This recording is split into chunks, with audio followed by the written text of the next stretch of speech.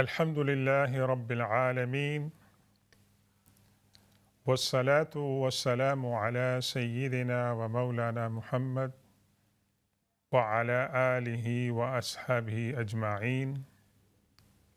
أعوذ بالله من الشيطان الرجيم. بسم الله الرحمن الرحيم. والسابقون الأولون من المهاجرين والأنصار والذين اتبعوهم بإحسان رضي الله عنهم ورضوا عنه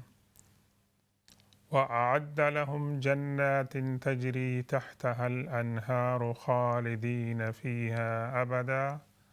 ذلك الفوز العظيم.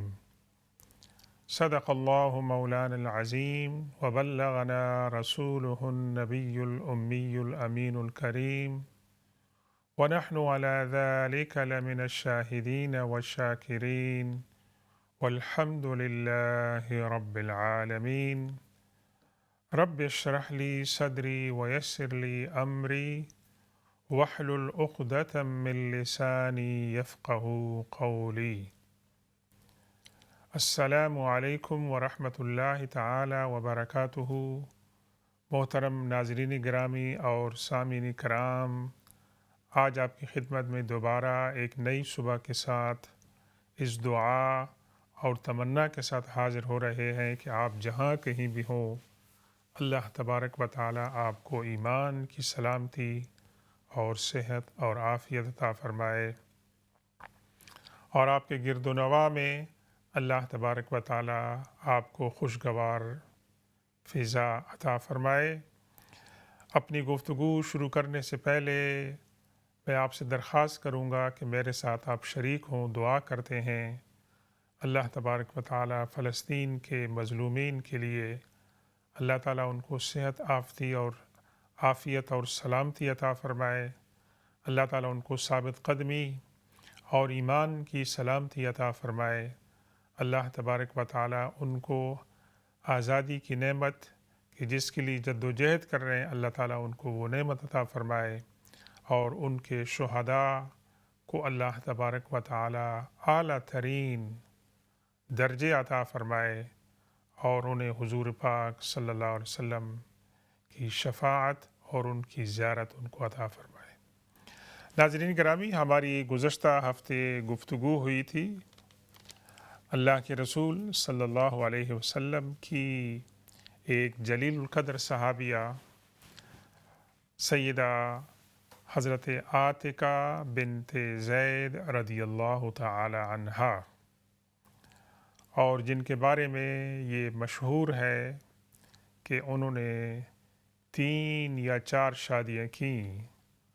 اور جب بھی ان کی شادی ہوتی تھی ان کے خاوند جام شہادت نوش کرتے تھے.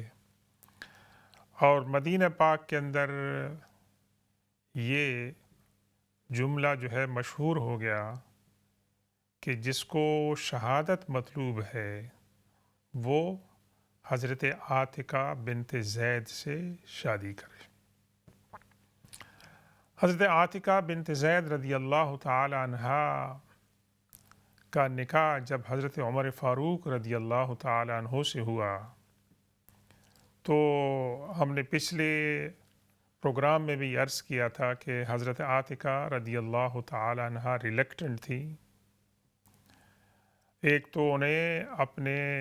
شوہر نامدار حضرت عبداللہ بن ابو بکر، جن کے ساتھ ان کی مثالی محبت تھی اور جن کی جدائی ان کے لیے ناقابل برداشت تھی، ان کی شہادت کا صدمہ، اور پھر ان کے شوہر نے یہ شرط لگائی تھی کہ آپ نے میرے بعد کسی کے ساتھ شادی نہیں کرنی ہے. اینیوے، یہ باتیں ہم نے کی تھی.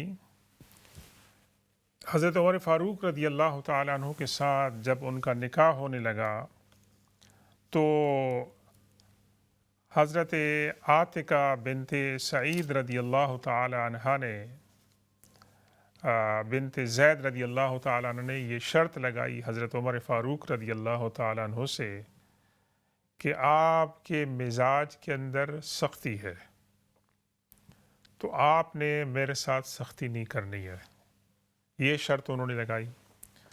دوسری ہے کہ آپ کی طبیعت میں آپ کے کریکٹر کے اندر زہد و قناعت ہے، یعنی کم کھانا اور عمدہ لباس نہیں پہننا، جو کھانے کو مل گیا وہ مل گیا۔ آپ کے اندر تو زہد و تقوی ہے، لیکن آپ نے مجھے اپنی طرح کا زہد و تقوی اختیار کرنے پر مجبور نہیں کرنا ہے۔ اور تیسری شرط یہ لگائی کہ میں حضور پاک صلی اللہ علیہ وسلم کی رسالت کے زمانے میں حضرت ابوبکر صدیق رضی اللہ تعالیٰ عنہ کی خلافت کے دور میں مسجد نبوی میں جا کر نمازیں پڑھتی تھیں۔ آپ کے اندر چونکہ غیرت ہے، لیکن آپ نے مجھے مسجد نبوی کے اندر نماز پڑھنے سے نہیں روکنا ہے اسے۔ اور حضرت عمر فاروق رضی اللہ تعالیٰ عنہ کا یہ موقف تھا کہ حضرت عاتقہ خوبصورت ہیں اور ان کے مسجد جانے، گھر سے باہر نکلنے میں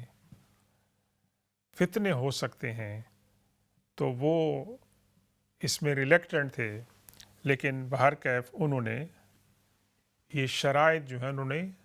تسلیم کر لی۔ تو نکاح کے دوران اگر میاں بیوی کی کوئی جائز شرائط ہیں، ایسی شرائط ہیں کہ جو دوسرے پارٹی کے لیے قابل عمل ہیں اور ان میں قرآن و حدیث کے ساتھ کوئی کلیش نہیں ہوتا ہے، تو ایسی شرائط جو ہیں وہ مناسب ہیں، ان کو رکھا جا سکتا ہے، ایز لانگ ایز کہ شرعاً ان کے اندر کوئی ایسی ممانعت نہ ہو۔ لیکن ایسی شرائط کہ جو سنت کے خلاف ہوں، شریعت کے جو بیسک پرنسپل ہیں ان کے خلاف ہو، تو وہ شرائط نکاح میں رکھنا ایسا ہے کہ جیسے کسی حرام چیز کو حلال کر دینا۔ بہرکیف حضرت عمر فاروق رضی اللہ تعالیٰ عنہ کے ساتھ ان کا نباہ ہوتا ہے اور یہ شادی چلتی ہے، لیکن ایک چونکہ یہ شادی حضرت عمر فاروق رضی اللہ تعالیٰ عنہ کے دور خلافت کے آخری سالوں میں ہوتی ہے، اور یہ نباہ زیادہ نہیں چلتا ہے کہ آپ کو شہادت ہو جاتی ہے۔ ایک دلچسپ واقعہ ہوا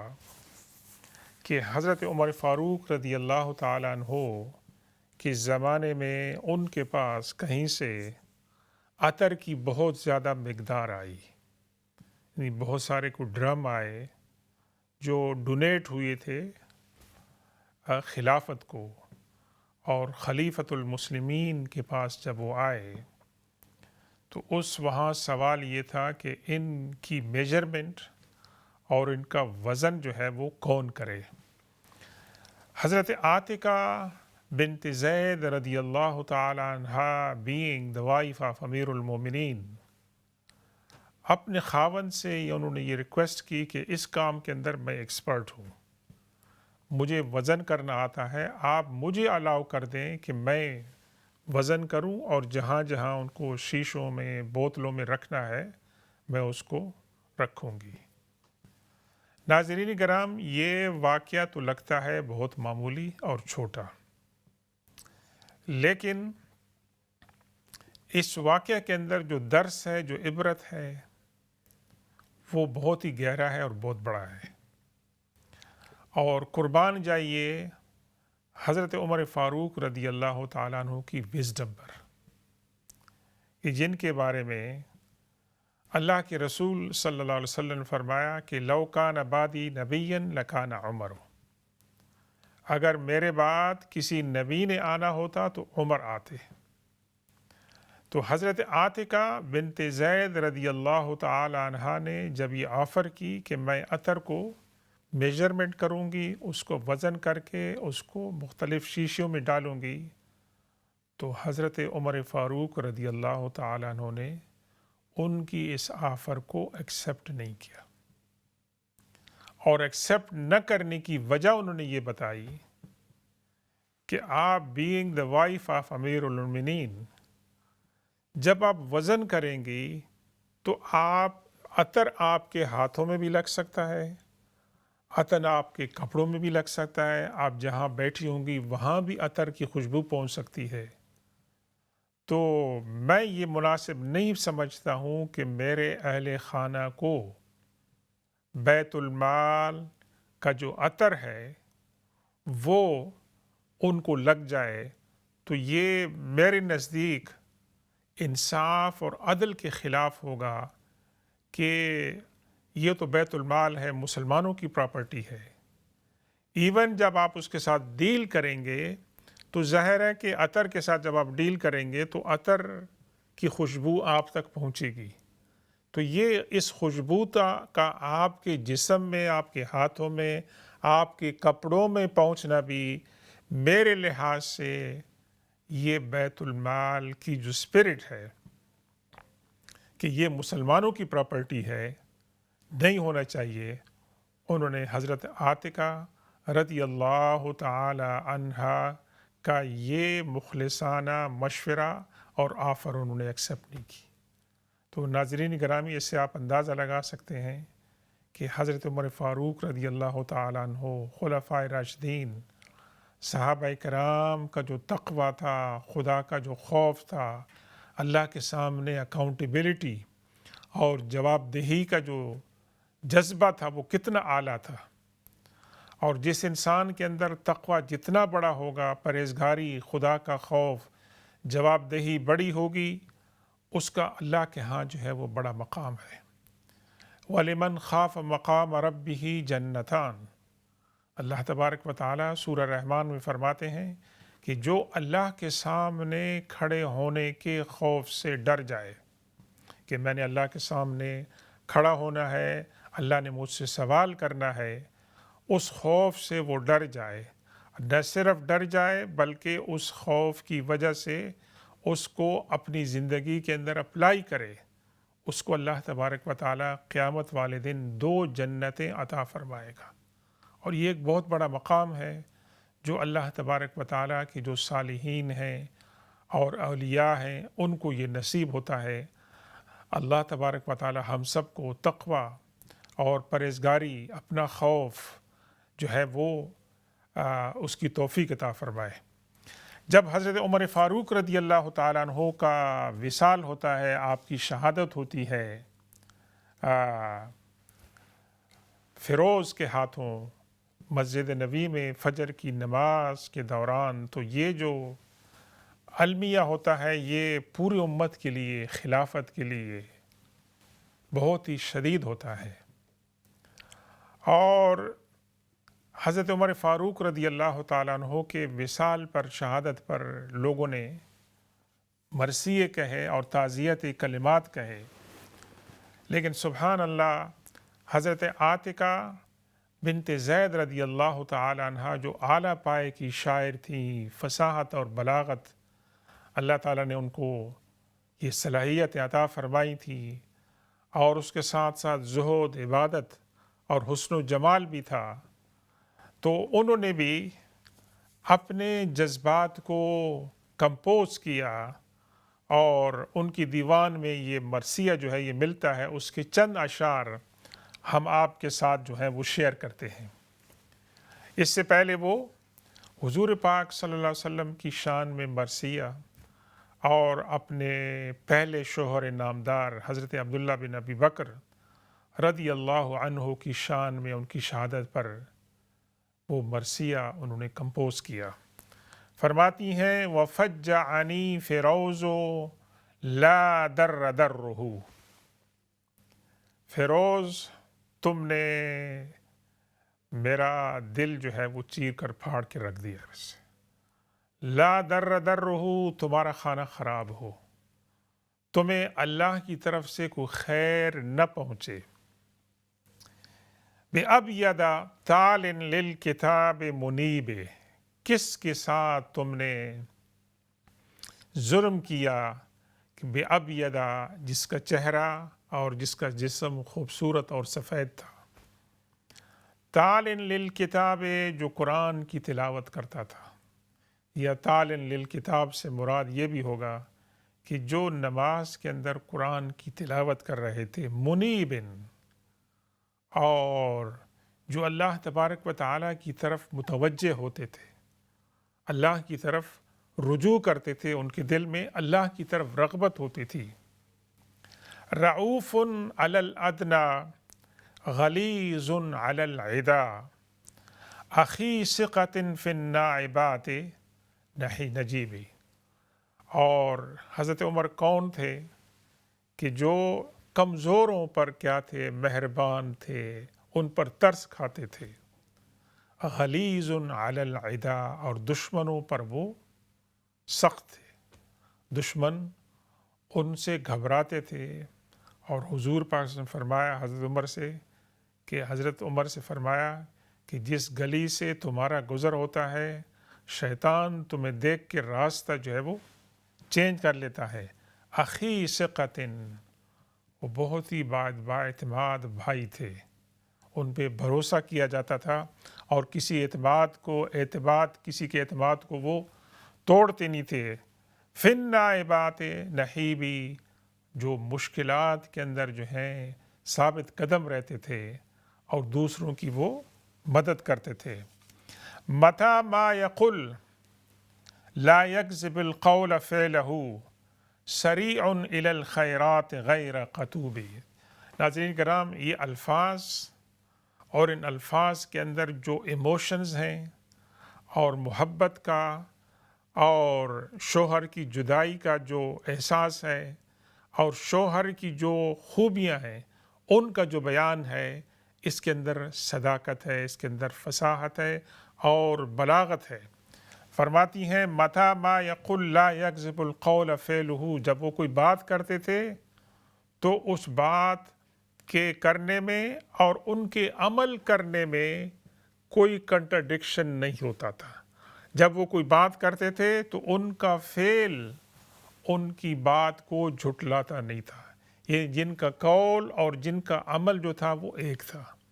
جن کا ظاہر ایک تھا، جن کا باطن ایک تھا. سریع الی الخیرات، اور نیکیاں کرنے میں وہ بہت تیز رفتار تھے، نیکیوں کی طرف وہ بھاگ کر جاتے تھے، دوڑ کر جاتے تھے. غیر قتوب، اور آپ نے ان کی پیشانی پر تیور نہیں دیکھے ہوں گے. ہاں، جب وہ غصہ کرتے تھے کسی ناحق بات کے اوپر تو انسان کی نیچر ہے کہ سب سے پہلے اس کا امپریشن جو ہے انسان کے چہرے کے اوپر آتا ہے، اور وہ شخص یا تو بہت زیادہ کمال کا ہوتا ہے کہ جو اپنے جذبات کو کنٹرول کر کے اپنے دل کے اندر رکھتا ہے، یا وہ شخص منافق ہوتا ہے کہ دل میں کدورت بھی رکھتا ہے لیکن زبان کے اوپر جو ہے وہ مسکراہٹ بھی رکھتا ہے. لیکن حضرت عمر فاروق رضی اللہ تعالیٰ عنہ کون تھے؟ وہ کون تھے کہ جو دل میں جو بات ہوتی تھی اس کو زبان کے اوپر بھی بلاتے تھے. عین جودی بعبرۃ ونحیب لا تملی علی الامام النجیب. اپنی آنکھ سے کہتی ہیں رو، آنسو بہاؤ، اور ایک ایسے امام کے اوپر، ایک ایسے فرما رواں کے اوپر کہ جو پاک دامن اور صاف تھا اور جس کو اللہ تعالیٰ نے خاندانی شرافت عطا فرما دی. پھر فرماتی ہیں من لنفس عادہا احزانہا، یہ میرے دل کو کون تسلی دے گا جس کے دکھ دوبارہ لوٹ آئے ہیں. یعنی بیوگی کے اندر مبتلا ہو چکی ہیں، خاوند کی جو شہادت ہے وہ سڈن، پہلے خاوند کی شہادت سڈن ہوئی، اب دوبارہ جو ہے وہ زخم کہتے ہیں کہ وہ میرے دکھ جو ہے وہ تازہ ہو گئے ہیں. اور پھر وہ فرماتی ہیں وَلِعَيْنٍ شَفَّهَا طُولُ السَّعْدِ، اس آنکھ کو کون آرام دے گا کہ شب بیداری کی طوالت نے جو ہے اس کو بیدار رکھا ہے، اور وہ آنکھ جو ہے وہ آنسوں سے اس کے جو ہے وہ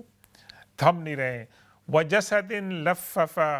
فِي أَكْفَانِهِ رحمت اللہ علی ذَلِكَ الْجَسَدِ، اور وہ جسم مبارک جس کو کفن کے اندر لپیٹا گیا ہے، اس مبارک جسم پر اللہ کی رحمتیں ہوں اور برکتیں ہوں. فیہ تفجیع لمولا عازم لم یدہ اللہ یمشی بسیب، اور اس جسم جس کو کفنوں کے اندر لپیٹا گیا ہے، اس کے اندر افسوس ہے اور دکھ ہے کن کو؟ جو پسماندہ طبقات ہیں، جو بیوگان ہیں، جو یتیم ہیں اور جو غریب ہیں، ان کے لیے کہ جن کی خدمت کے لیے آپ دوڑ دھوپ سے کام جو ہے وہ لیتے تھے۔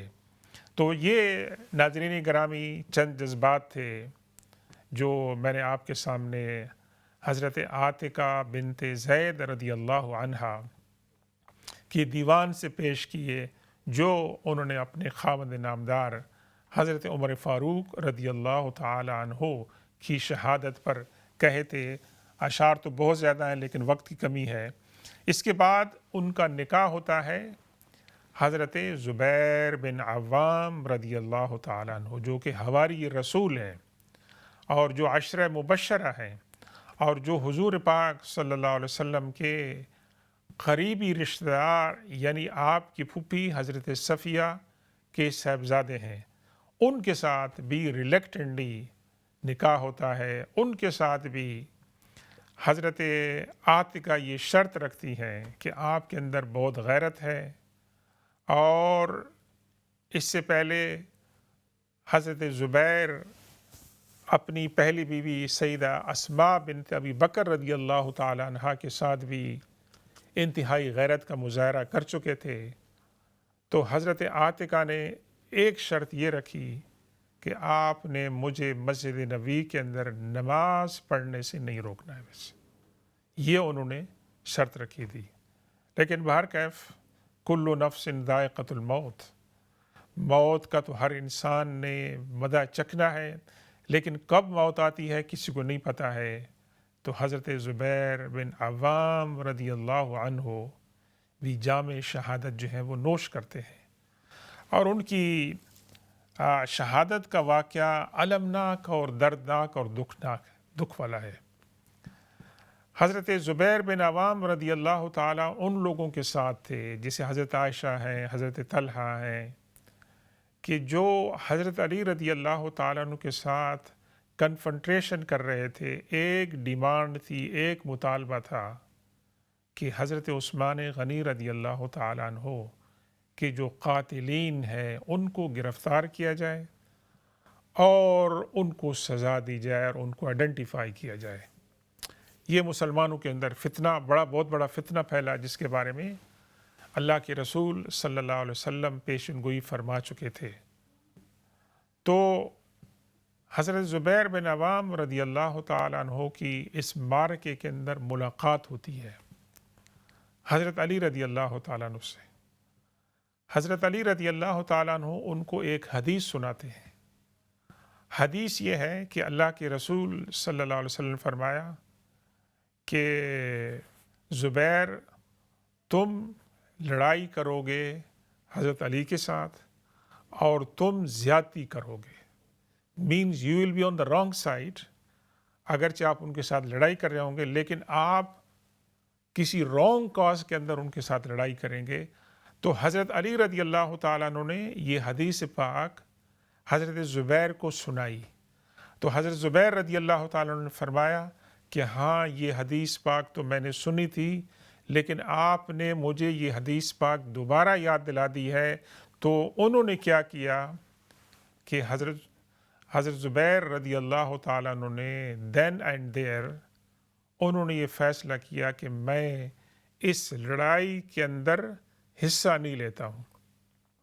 کیوں؟ کہ اللہ کے رسول صلی اللہ علیہ وسلم نے جو پیشن گوئی فرمائی تھی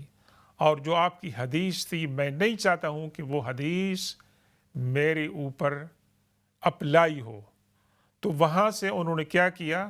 کہ انہوں نے کہا کہ میں جاتا ہوں اس لڑائی کو، تمام چیزوں سے میں اپنے آپ کو وڈرا کرتا ہوں، اور میں مدینہ میں جا رہا ہوں اور میں لڑائی کے اندر حصہ نہیں لیتا ہوں۔ انشاءاللہ ناظرین گرامی، یہ گفتگو ہم جاری رکھیں گے۔ ابھی ہم تھوڑی دیر میں وقفے کی طرف جا رہے ہیں۔ وقفے کے بعد جب ہم حاضر ہوں گے تو آپ کے جو سوالات ہوں گے انشاءاللہ آپ پیش کر سکتے ہیں، ان کے جوابات بھی دیکھیں گے، اور یہ خوبصورت گفتگو اس کو بھی ہم جاری رکھیں گے۔ سبحان ربک رب العزت عما یصفون وسلام علی المرسلین والحمد للہ رب العالمین۔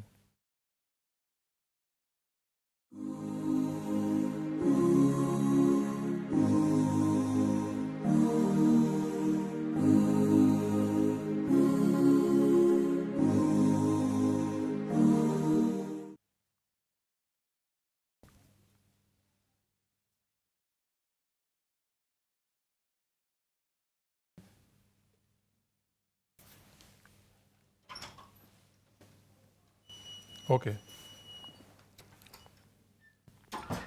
بسم اللہ الرحمن الرحیم۔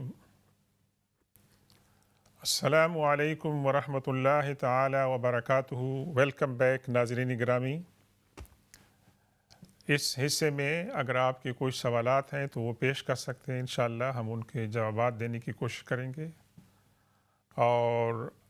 ہم نے جو گفتگو وقفے پہ جانے سے پہلے شروع کی تھی اور ہم یہاں تک پہنچے تھے کہ صحابی رسول، حواری رسول اور وہ ہستی کہ جنہیں اللہ کے رسول صلی اللہ علیہ وسلم نے جنت کی بشارت دی تھی، ان کی شہادت کے بارے میں بات کر رہے تھے کہ جو کہ حضرت عاتقہ بنت زید رضی اللہ عنہا کے شوہر تھے، اور ان کی شہادت بھی بڑے المناک طریقے سے ہوئی کہ جب انہوں نے اپنے آپ کو ودڈرا کر لیا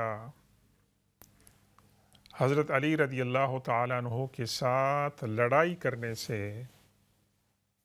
اور یہ فیصلہ کر لیا کہ اب میں واپس مدینہ جاتا ہوں اور میں لڑائی نہیں کرتا ہوں، تو ان کے صاحبزادے حضرت عبداللہ نے کہا کہ ابا جان، یہ آپ بزدلی دکھا رہے ہیں، آپ سے یہاں تو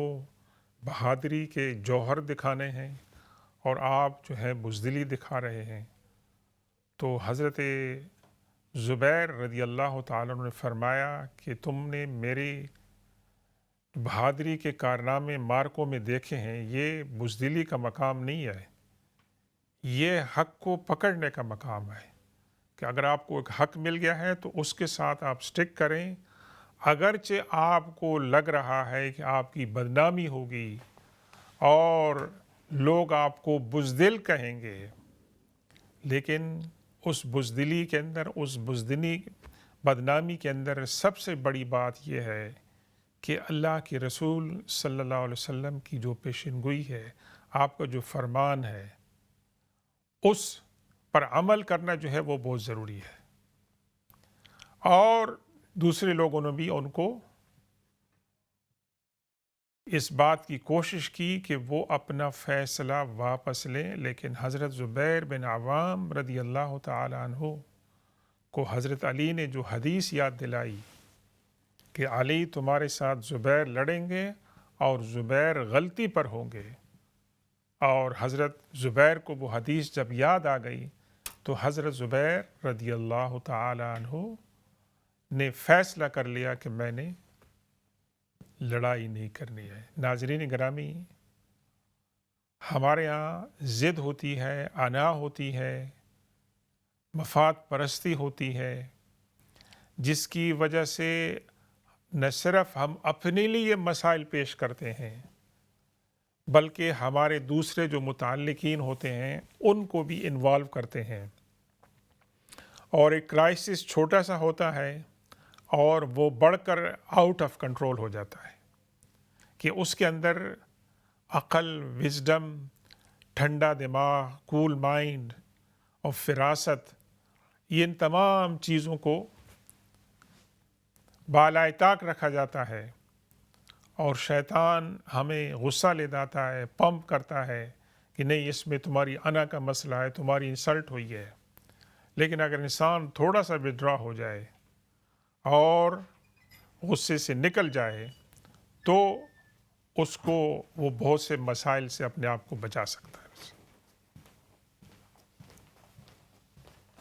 تو یہ مسئلہ حضرت زبیر رضی اللہ تعالیٰ عنہ کے ساتھ پیش آیا، اور حضرت زبیر رضی اللہ تعالیٰ عنہ نے جب یہ ڈیسائیڈ کیا کہ انہوں نے لڑائی میں حصہ نہیں لینا ہے اور انہوں نے جانا ہے، تو حضرت زبیر رضی اللہ تعالیٰ عنہ اپنے ساتھ ایک غلام کو لے کر چل پڑے، اور راستے میں ایک جگہ انہوں نے پڑاؤ کیا، وہاں انہوں نے آرام کیا، تو ایک اجنبی شخص جس کا نام بعد میں پتہ چلا ابن جرموز التمیمی تھا، وہ شخص آ کر بیٹھ گیا۔ حضرت زبیر بن عوام رضی اللہ تعالیٰ عنہ کو اللہ تعالیٰ نے فراست ایمانی عطا فرمائی تھی، وزڈم عطا فرمائی تھی۔ اس اجنبی شخص کے آنے پر آپ کو شبہ ہوا کہ یہ شخص مجھے قتل کرنا چاہتا ہے، اور اس کا آپ نے اظہار کیا اپنے غلام کے ساتھ، لیکن یہ بات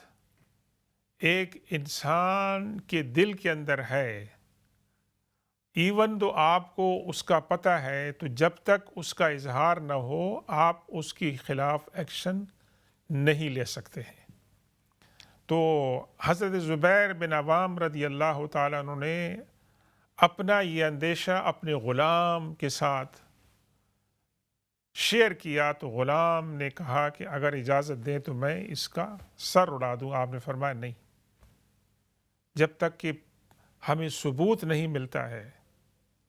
کوئی دلیل قطعی نہیں ملتی ہے، ہم اس کے خلاف کوئی ایکشن نہیں لیتے ہیں۔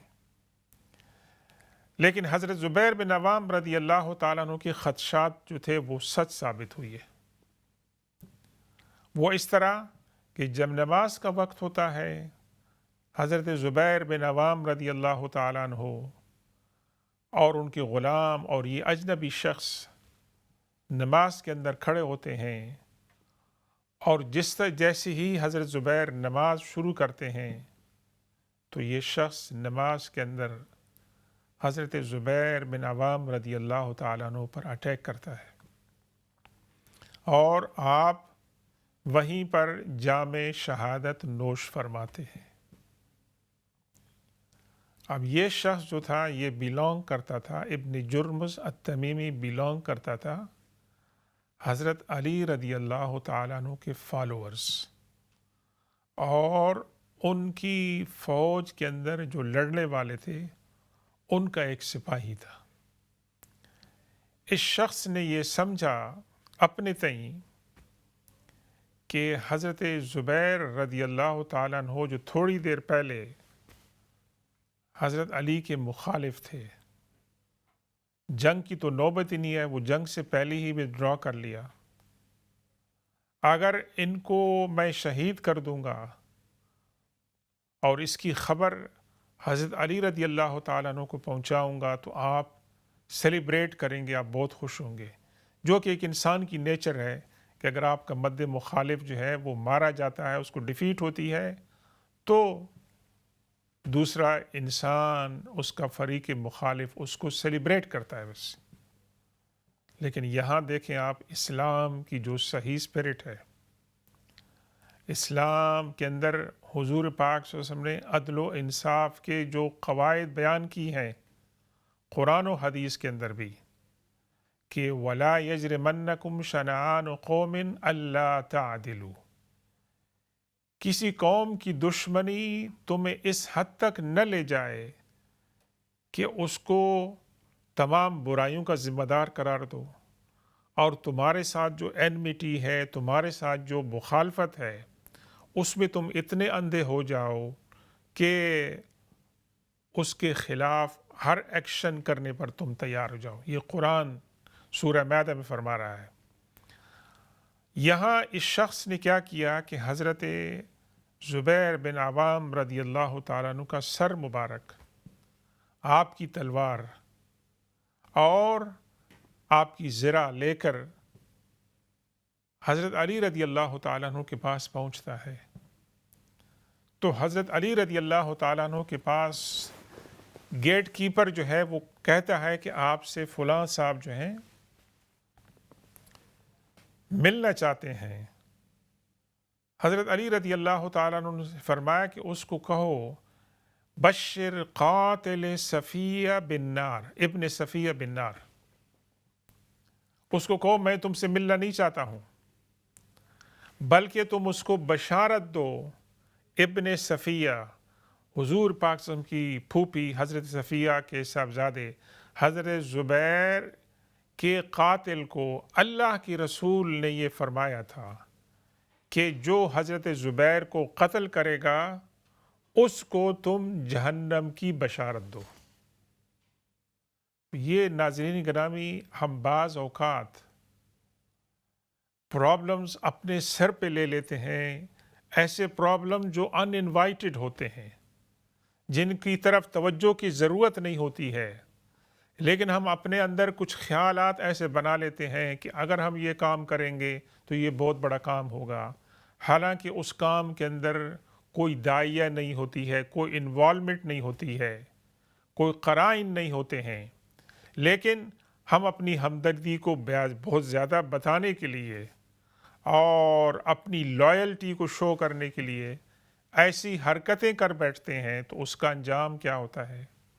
یہاں حضرت علی رضی اللہ تعالیٰ نے فرمایا تم نے اچھا کام نہیں کیا، ویسے تمہیں تو اللہ کے رسول صلی اللہ علیہ وسلم نے بشارت دی ہے کہ تم اگر ابن صفیہ کو قتل کرو گے تو تم جہنم کے اندر جاؤ گے،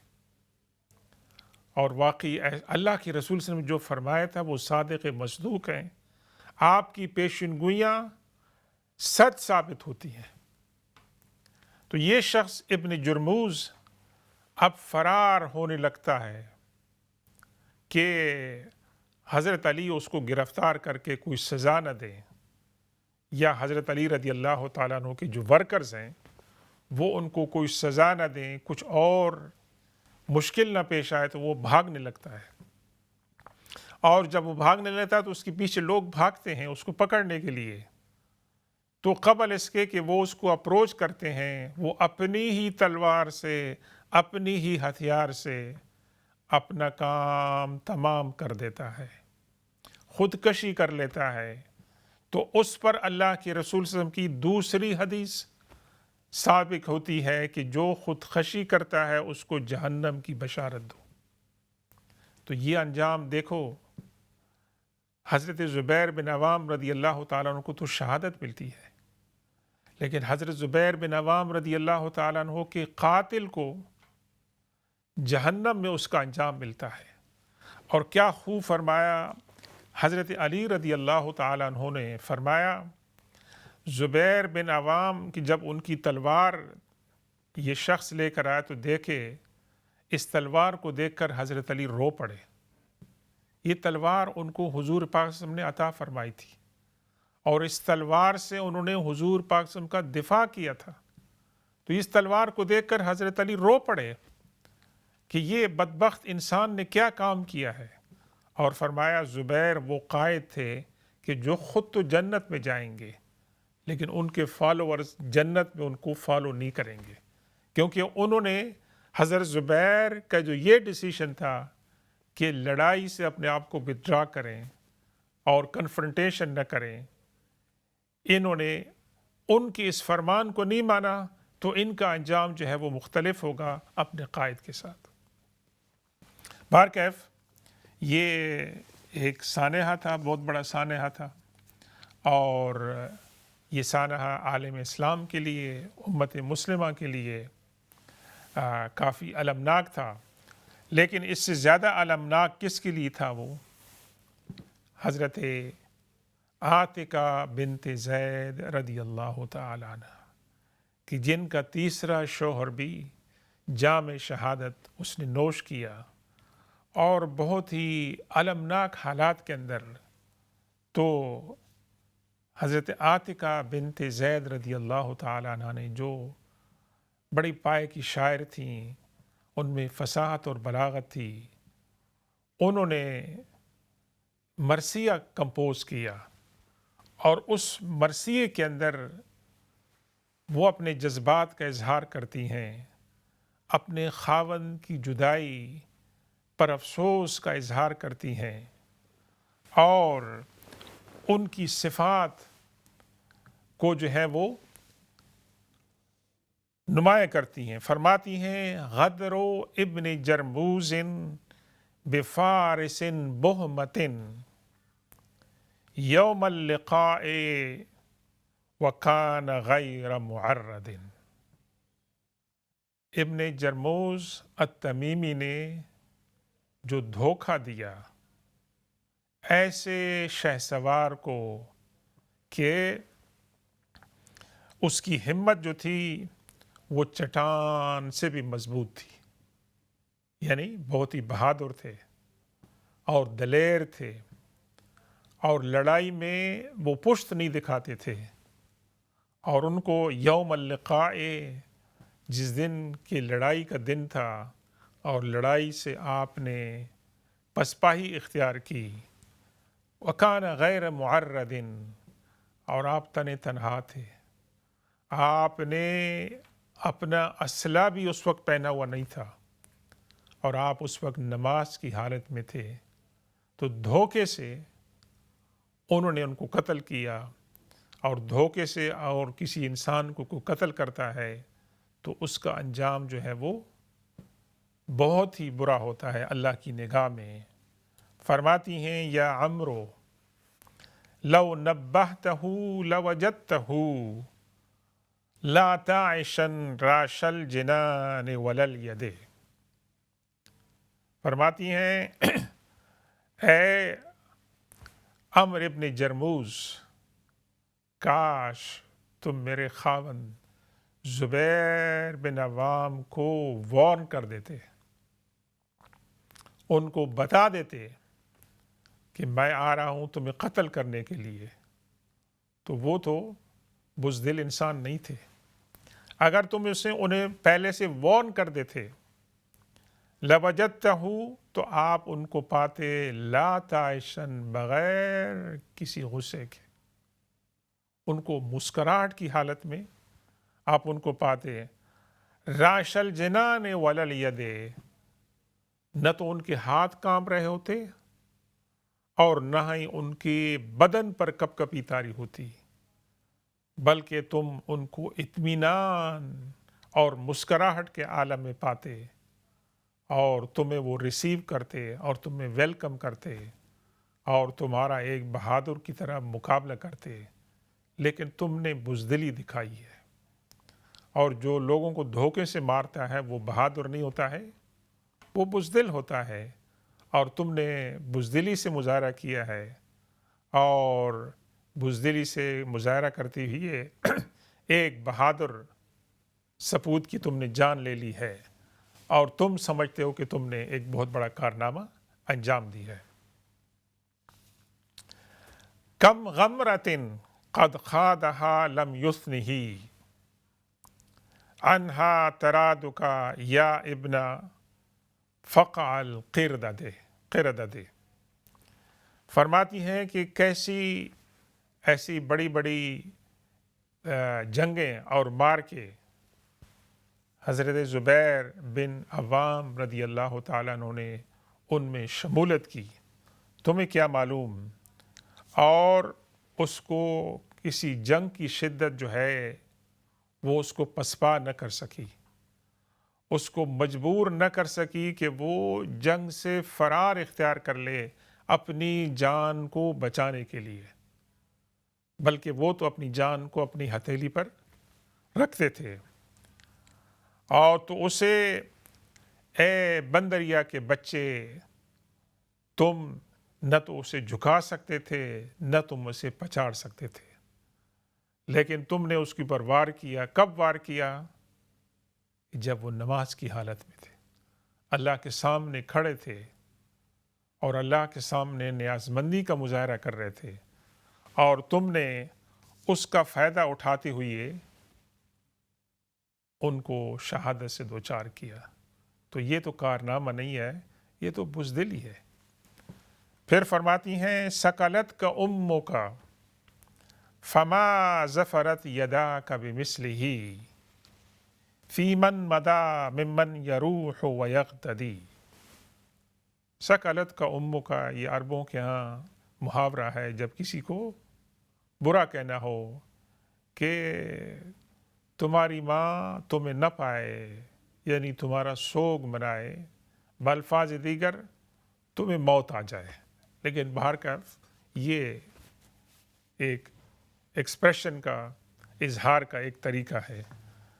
فما ظفرت یدا کا بمثلہ، کبھی بھی تمہیں کامیابی نہ ملے۔ حضرت زبیر بن عوام رضی اللہ تعالیٰ عنہ جیسے شہ سوار کے ساتھ مقابلے کرنے کی، فی من مدا ممن یروح و یغددی، وہ تمام لوگ جو گزر چکے ہیں پہلے اور ایسے بہادر جو آنے والے ہیں، ان تمام کے ساتھ مقابلے میں تمہیں کبھی کامیابی جو ہے وہ نہ ملے۔ یعنی حضرت عاتقہ بنت زید رضی اللہ تعالی عنہ یہاں پر اپنے جو سچے جذبات ہیں ان کا اظہار کر رہی ہے، لیکن ان کے جذبات کے اظہار کے اندر بیلنس بھی ہے، توازن بھی ہے، حقیقت بھی ہے، اور اس کے اندر بددعا بھی ہے، اور اس کے اندر ایک بیوہ کے جو سچے جذبات ہیں وہ ان کا اظہار کر رہی ہے، اور اس کے اندر معنی کی گہرائی بھی ہے، اور اللہ تبارک و تعالیٰ نے ان کو جس آزمائش کے اندر مبتلا کیا تھا، اس آزمائش میں وہ اپنے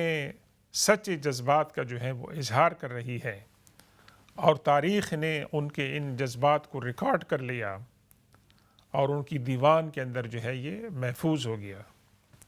فرماتی ہیں ان الزبیر لذو بلاء صادق سمح سجیتہ کریم المشہد۔ جب آپ کسی کا مرثیہ کہتے ہیں،